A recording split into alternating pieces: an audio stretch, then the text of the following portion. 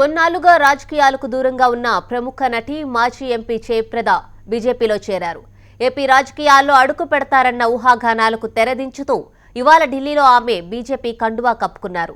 అమర్ సింగ్ సన్నిహితురాలిగా ఉన్న జయప్రద గతంలో సమాజ్వాదీ పార్టీలో కొనసాగారు. యూపీలోని రాంపూర్ నియోజకవర్గం నుంచి వరుసగా 2 సార్లు ఎంపీగా గెలుపొందారు.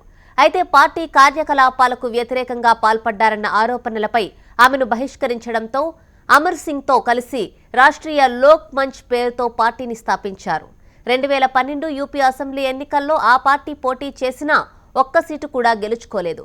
దీంతో అమర్ సింగ్ తో కలిసి ఆర్ఎల్డీలో చేరారు. 2014లో బిజ్నోర్ నుంచి పోటీ చేసి ఓడిపోవడంతో కొద్ది రోజులుగా మౌనంగా ఉన్నారు.